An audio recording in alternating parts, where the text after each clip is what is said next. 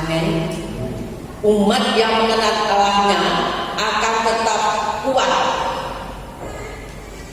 Pengenalan kita akan Tuhan secara pribadi akan menentukan kekuatan kita di dalam pengiringan kita kepada Tuhan di dalam hidup ini, saudara. Menerima Yesus sebagai juru selamat pribadi itu merupakan langkah awal kita untuk menjadi orang Kristen. Tetapi selanjutnya kita pasti punya keinginan untuk mengenal pribadi Yesus, mengenal lebih dalam lagi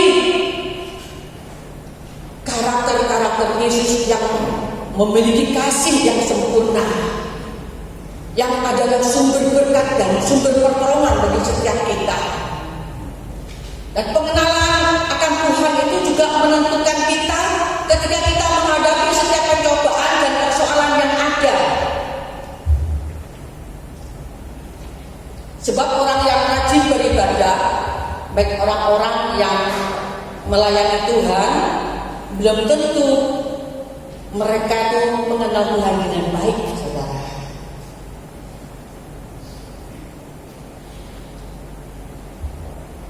Kita tahu Ayub, saudara.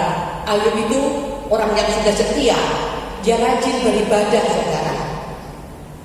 Ketika anak-anaknya melakukan suatu kesalahan, melakukan dosa, Ayub memberikan persembahan korban kepada Tuhan sebanyak anaknya 10, korbannya juga 10. Korban sebagai penghapus dosa, saudara. Ayub setia beribadah kepada Tuhan. Ayub beribadah kepada Tuhan dengan sepenuh hati. Tetapi saat Ayub memiliki suatu masalah di dalam hidupnya, baru Ayub mengenal Allah secara pribadi. Mari kita baca di dalam Ayub 42 ayat 5.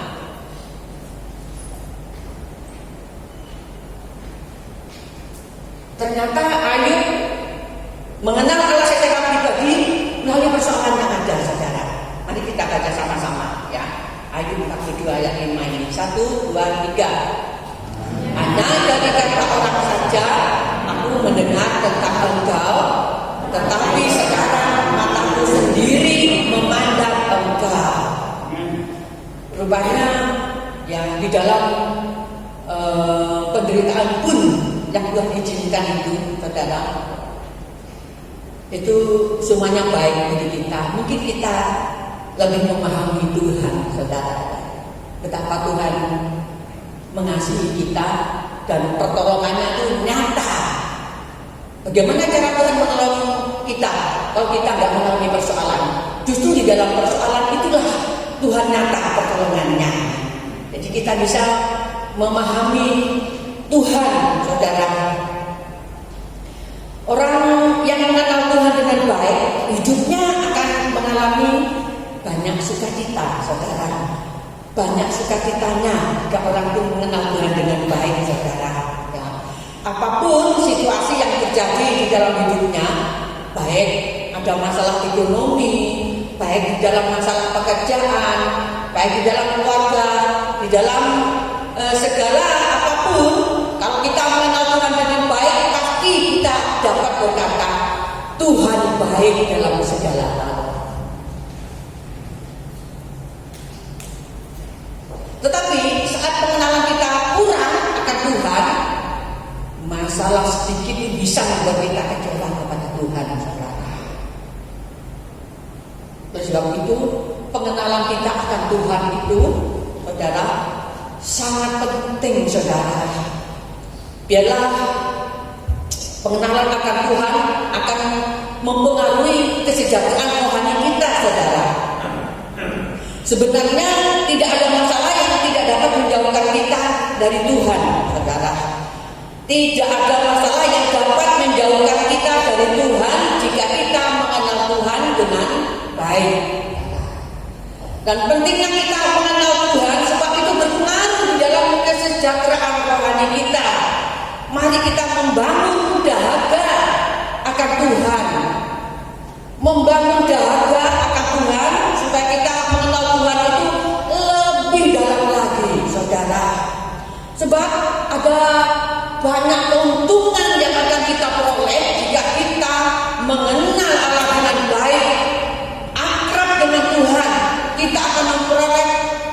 berbagai macam keuntungan, menerima hal-hal yang baik, saudara.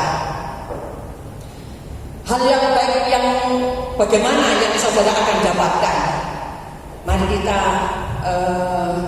terus akan belajar, saudara, ya. Hal-hal yang baik yang kita peroleh di dalam pengenalan akan Tuhan, yang pertama adalah kuasa, saudara.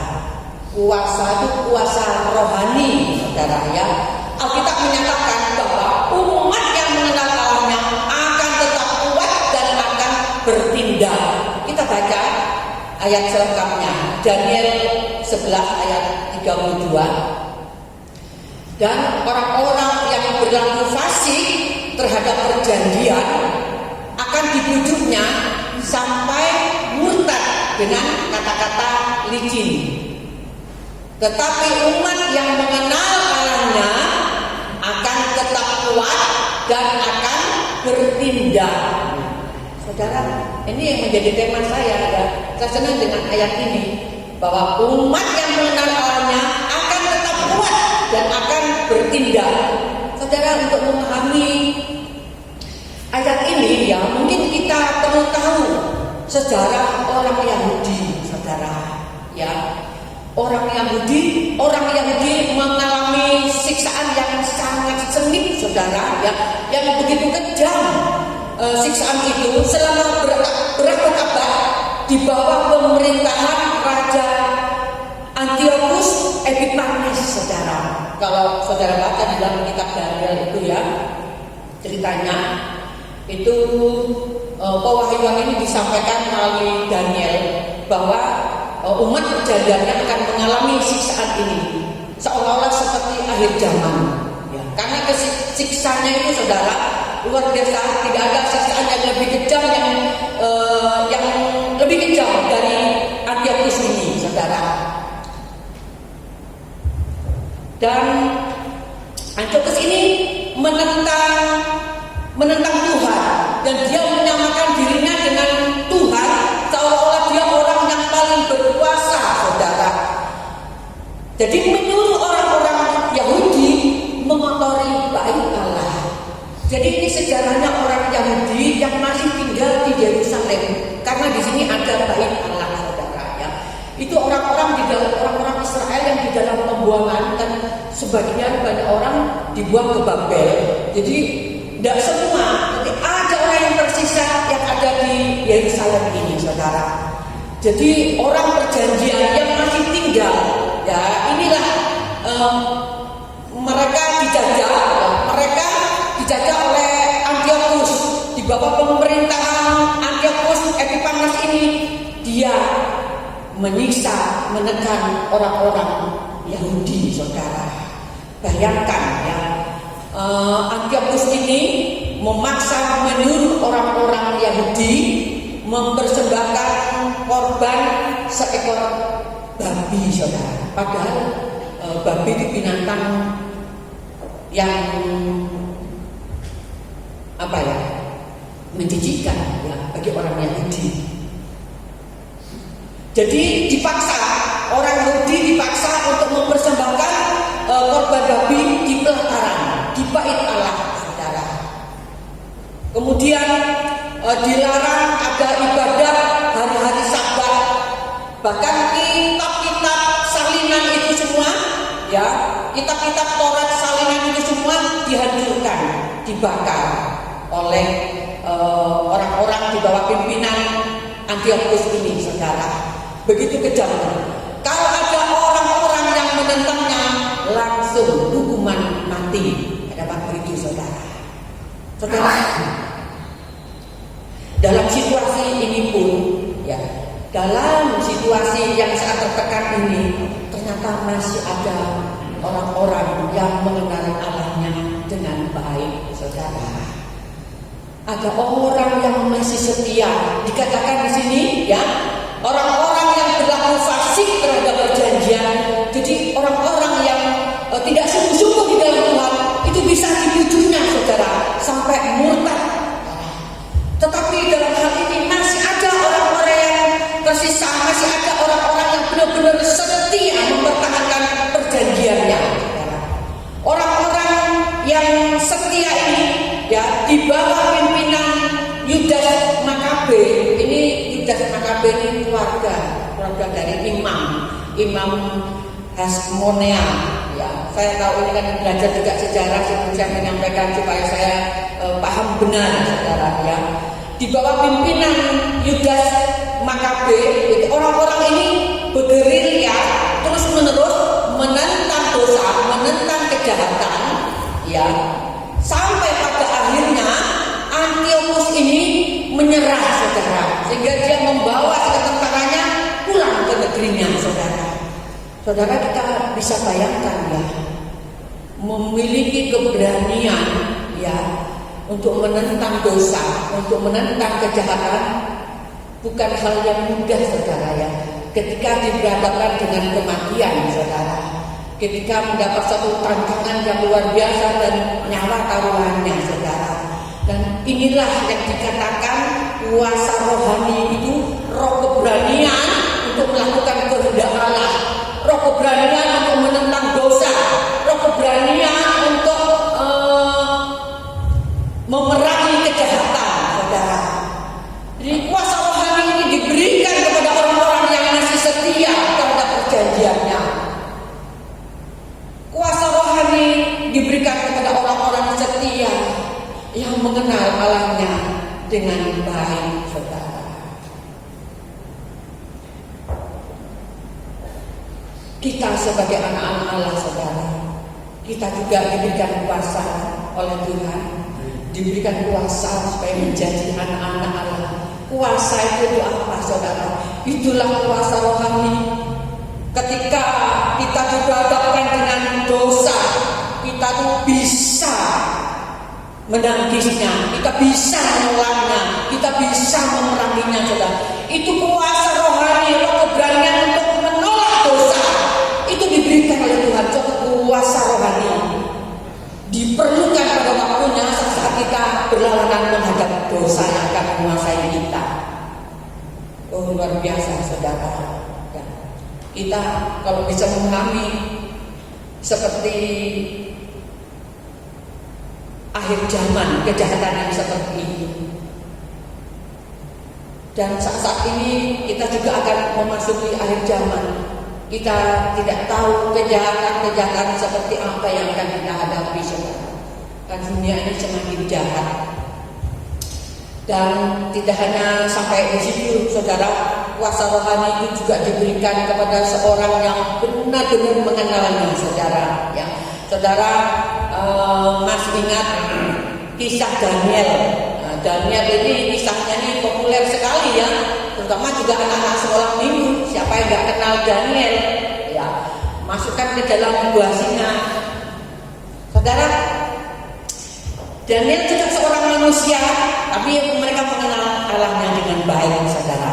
Pada waktu pemerintahan Raja Darius, Raja mengeluarkan satu perintah kepada semua orang di negerinya itu, apapun dilarang seluruh yang ada di negeri itu dilarang untuk menyembah Allah atau dewa yang lain, kecuali harus hanya menyembah kepada raja.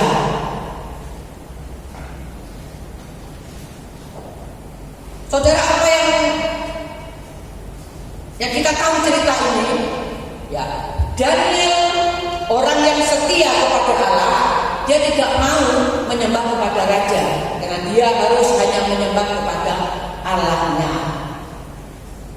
Ketika didapati Daniel bahwa dia tidak menyembah raja, dia diadili, dibawa kepada raja. Tetapi raja memberikan kesempatan sekali lagi kepada Daniel, saudara.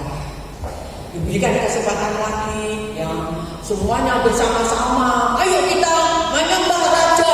Mungkin dulu pakai gong, ya dok. Gong, mohon menyembah raja. Ya. Tapi Daniel tidak menyembah raja, saudara. Kedapatan sanksinya dimasukkan ke dalam gua singa, saudara. Daniel benar-benar memiliki keberanian untuk menolak perintah raja, saudara. Itu kuasa rohani yang diberikan kepada setiap anak-anak Tuhan. Dari mana keberanian ini,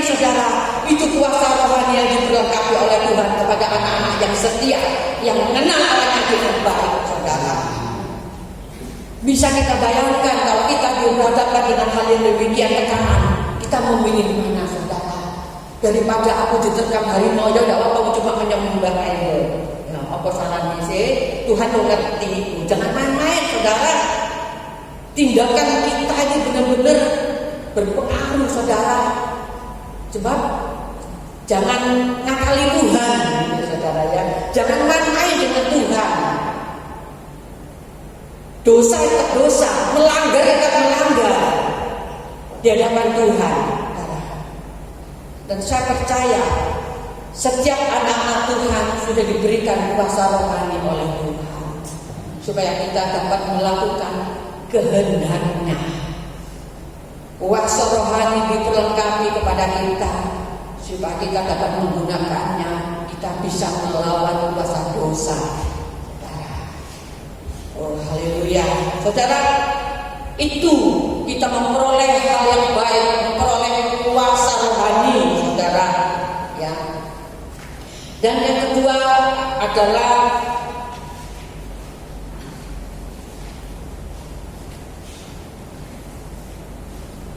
hal yang baik yang kita peroleh pengenalan kita akan Allah, yaitu kasih karunia dan damai sejahtera. Haleluya, saudara. Kasih karunia dan damai sejahtera. Mari kita baca di dalam 2 Petrus 1 ayat 2, saudara. 2 Petrus 1 ayat 2. 1, 2, 3. Kasih karunia dan damai sejahtera melimpahi kamu oleh pengenalan akan Allah dan akan Yesus Tuhan kita. Saudara, Rasul Petrus menceritakan kepada setiap kita bahwa setiap orang yang mengenal Tuhan dapat berkata bahwa kasih karunia dan damai sejahtera melimpahi kamu, melimpahi kita semua oleh pengenalan akan Allah dan akan Yesus Tuhan kita. Saudara, pengenalan kita kepada Tuhan Yesus itu memperoleh kasih karunia, saudara.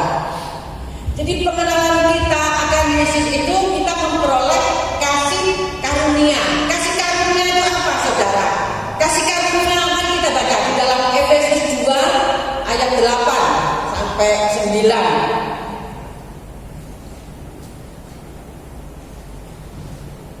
Ya, mari kita baca sama-sama lagi, saudara, supaya kita memahami bahwa kita telah menerimanya ini, saudara. Ya, Efesus 2 ayat 8 sampai 9. Ya, 2, 3. Sebab karena kasih karunia kamu diselamatkan oleh iman. Itu bukan hasil usahamu, tetapi pemberian Allah. Itu bukan hasil pekerjaanmu. Jangan ada orang yang memegahkan diri. Ya, saudara, kita menerima kasih karunia. Kasih karunia itu pemberian Tuhan. Jadi bukan karena kebaikan dan usaha kita, saudara. Jadi kita menerima kasih karunia keselamatan. Jadi orang-orang yang merasa dirinya diselamatkan, betapa kita bersyukurnya dan bersukacita. Amin. Itu kita dapatkan lewat kasih karunia, ya, melalui iman kita. Karena iman kita itu dari pengenalan kita kepada Allah, saudara. Luar biasa, saudara ya. Kita mendapat kasih karunia karena iman pengenalan kita kepada Allah. Jadi kita seharusnya bersyukur, saudara. Seharusnya bersyukur kita punya tiket ke surga, saudara ya. Dan kita harus memelihara kasih karunia itu, saudara. Kita malah lebih dekat kepada Tuhan supaya kita menerima kasih karunia dan kasih karunia yang lain, saudara. Pengetahuan, hikmat, semuanya Tuhan berikan kalau kita itu mengenal Allah, mendekatkan diri kepada Allah, mempercayakan hidup kita kepadanya. Kita akan memperoleh kasih karunia yang lain, bukan hanya keselamatan. Karena Allah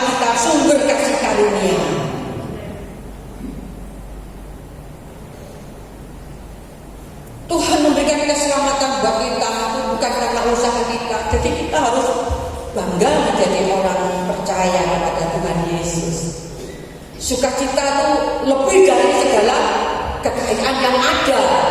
Kalau kekayaan yang ada, saudara, itu dapat dicari. Tetapi kalau keselamatan itu, Tuhan katakan pemberian Allah, saudara. Tidak kita usahakan, kita menerimanya itu karena iman, karena pengenalan kita kepada Yesus. Betapa luar biasanya, saudara. Bersyukurlah menjadi orang yang percaya, saudara, karena saudara terima kasih karunia keselamatan. Jadi kita sukacita, saudara, apapun keadaan kita, tetaplah bersukacita. Dan kita juga akan mengalami damai sejahtera, ya, kasih karunia dan damai sejahtera. Damai itu berbicara stabilitas, saudara, ya. Keadaan di dalam ini benar-benar tenang, saudara. Menghadapi setiap masalah pencobaan, tetap ada ketenangan di dalam diri ini, saudara. Itu damai sejahtera, yaitu limpahkan kepada orang-orang yang mengenal Allahnya dengan baik, saudara. Lalu yang terakhir, saudara, apa tandanya bahwa kita itu mengenal Allah, saudara? Apa tandanya? Jadi semua orang mengaku, aku mengenal Yesus. Lalu sampai di mana pengenalan kita, saudara? Apa tandanya bahwa kita mengenal Allah? Mari kita baca. Ini sebagai ayat yang terakhir bagi kita. 1 Yohanes 2 ayat 3 sampai 4.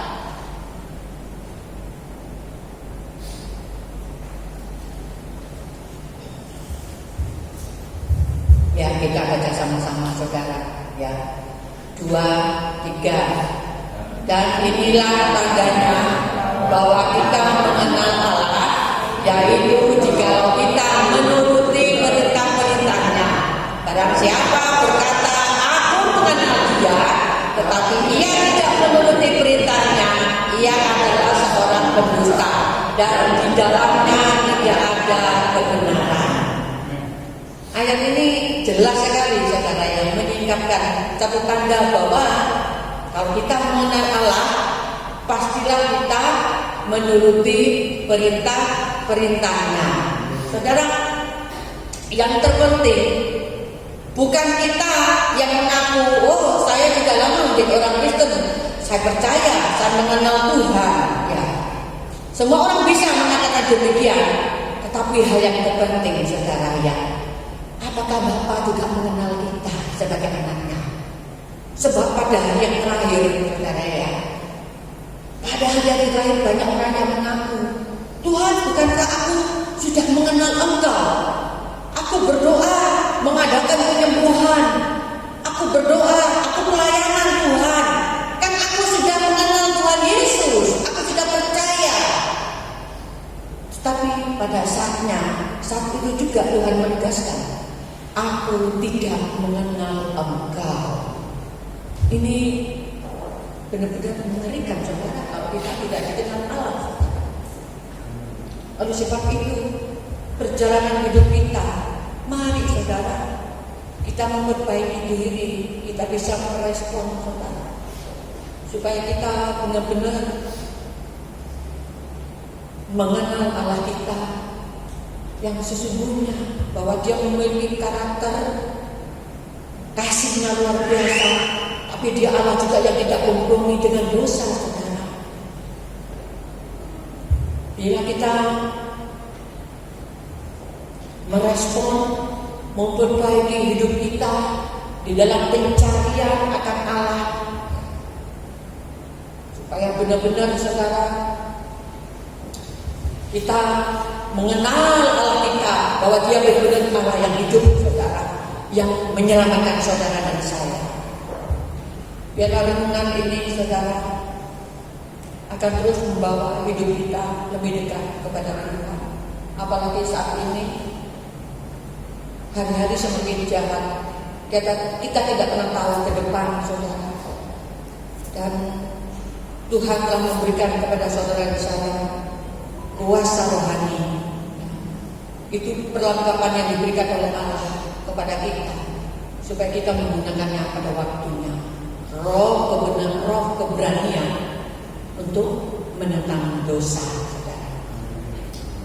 Dan Tuhan memberikan selalu kepada kita kasih karunia akan diberikan kepada kita, dan damai sejahtera bagi setiap kita yang mengenal Allah dengan baik. Hayati lagu ini, saudara.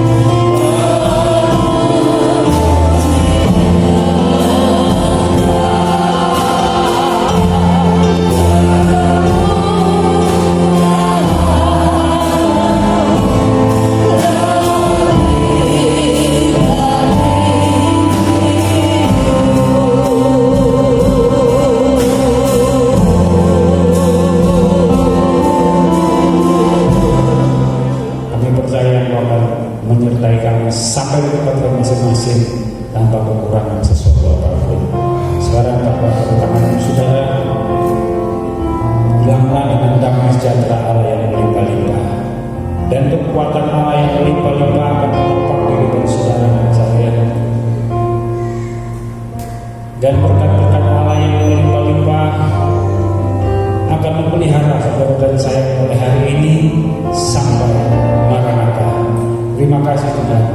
Semua ini kami peroleh dalam persekutuan dengan Allah Bapa, Putranya yang tunggal Yesus Kristus, Tuhan kita, dan Roh Kudus. Terima kasih Tuhan.